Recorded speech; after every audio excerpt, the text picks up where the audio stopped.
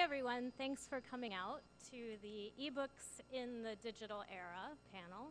We have some great guests here today, and I'll introduce them in a moment. But first, just a little bit of context. The history of publishing has been one of transformation. From cuneiform tablets to scrolls to parchment to printed books, and many stages between. Even as the printing press was taking hold, the abbot of Sponheim urged his monks to keep copying texts by hand. The written word on parchment, he said, would last 1,000 years, while words printed on paper were cheap and fleeting. This kind of discussion has echoes in the debate about ebooks today, and so I think it'll be really interesting to look at both how our approach to literature is changing and will continue to change with the advent of the internet, ebooks, and the like. Jon Freeman, to my right, is the American editor of Granta, the former president of the National Book Critics Circle, and the author of the forthcoming book, The Tyranny of Email, The 4,000-Year Journey to Your Inbox. He has written for the New York Times Book Review, the Los Angeles Times, People, the Wall Street Journal, and many, many other publications. Dwight Garner is a book critic for the New York Times and former deputy editor of the New York Times Book Review, where he started the Times book blog Paper Cuts. He was previously a writer and critic for Salon.com, and his new book, Read Me, A Century of Classic American Book Advertisements, collects 300 vintage book ads to reveal surprising things about the history of American literary culture. And finally, Sarah Schmeling. Oh, so Dwight is on my left, obviously, and Sarah Schmeling is over there to my far right. She has written about entertainment and culture for the Washington Post, Spin, Real Simple, Paste, Salon, many, many other publications. Her new book is Ophelia Joined the Group, Maidens Who Don't Float, Classic Lit Signs On to Facebook, and she has edited and written for many other websites. So this question has sort of been done to death, but I think it's still relevant to this whole question of literature in the electronic era. And that is, how has the internet affected the cultural conversation? Obviously, it's become more fragmented, but has it also become more superficial, less intelligent? And if so, is this an inevitable result of opening the discussion up to the masses? Dwight, I'd like to start with you because of your early work with Salon and because as a reviewer, writer, longtime editor, and former blogger, you've witnessed the changes of the last decade from beneath the brim of so many different hats. Thank you, Maud. It's such a complicated topic, but I worry about, the fragmenting of the American attention span.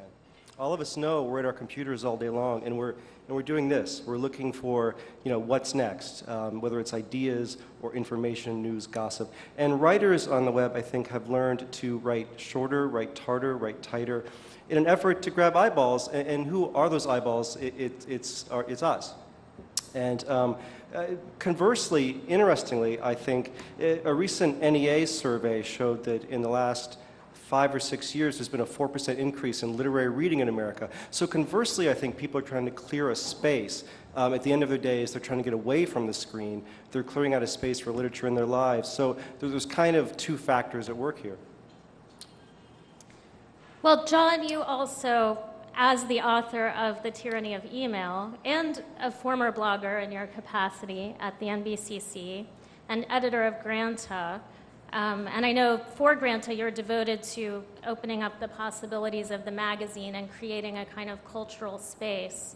So I'm wondering, what your thoughts are. I know in your book you compare the dangers of our interconnectedness to the Borg, but you also have acknowledged the complexities of the changes we're in the middle of. So what are your thoughts? Well, I think Dwight put it very well. One other thing, I think it actually does start with us, because so much of what we used to do and used to communicate on the phone or face-to-face is now being done in text and the average office worker is going to write 200 emails a day this year. And I think something really different happens to our attention span when we're constantly projecting outwards. We're creating text. I think it makes it harder to read, and I think it makes it also harder to kind of get into a meditative state. And so what Dwight was saying might be true. I think the ultimate rebellion to hyper-connected digital selves is to actually read, which could be a good thing for books. I think in terms of literary dialogue, the dangers of the internet is that a newspaper used to come once a day, sometimes twice. Now it comes every 43 minutes, and so you can check the New York Times and just sort of refresh and refresh and refresh and get new stories. And I think the literary world doesn't operate that way. There are virtually no stories which are that important about books. And in an effort to try to make stories that important, we end up reporting on really trivial things. So Dan Brown's book, which is coming out this week, will take up an inordinate amount of time. Liz Gilbert, who is a wonderful writer, suddenly I'm echoing. When she turned in her book, it became a news story.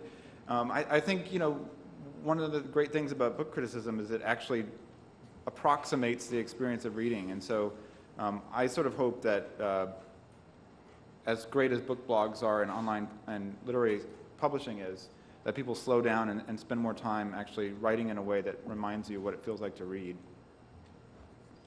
And Sarah, I know I listened to your interview with Media Bistro. Oh, yes. And I know that you wrote the story of Ophelia via status updates when you were at home with your new baby. And I think this really sort of touches on what both Dwight and Jon have said, that we're just constantly flooded by all of this information, some of it really trivial. I think you said that you were inspired by some really shockingly personal things that people were writing in their status updates. And so I just wondered if you could talk about that. And, also about what does this mean for our willingness and our ability to concentrate on longer works, if anything? I wrote my original piece that inspired this book, Hamlet, via Facebook newsfeed, just for fun and just because I've been spending far too much time on Facebook. But it's interesting because it sort of took off and a lot of people have written similar things, and I think it just sort of speaks to our age that you can take a work of classic literature and sort of translate it into this sort of modern form, but I don't think it would ever replace anybody reading Hamlet or reading any piece of literature. It's just sort of a corollary, something to maybe get people more interested in literature. And as far as what we were talking about, what Jon and Dwight were talking about, there is a fragmentization of people when everybody is trying to look at everything online. But I do think that the internet is great for literature too because of the community aspect of a lot of social networking.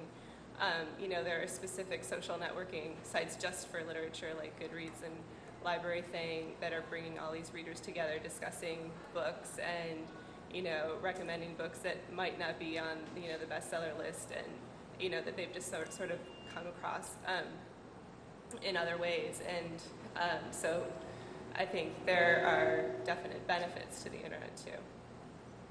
So let me ask you this, Sarah. Have you ever read a book on an e-reader? No, I haven't. But I have to say, while I was writing this book, and what I did was I took about 50 works of classic literature and authors and sort of brought them into a social media world. So I had all of these books physically in front of me. I went to a used bookstore and got every classic I could find. But I found that, I was reading a lot of the things that I really needed to see online. I wasn't actually, thumbing through a book trying to find this one line or, a reference. It was always online, and I was reading a lot of articles about writers, and it's just most of the work about this classic literature was not actually looking at the classic literature, the books themselves, but they're sort of online forms.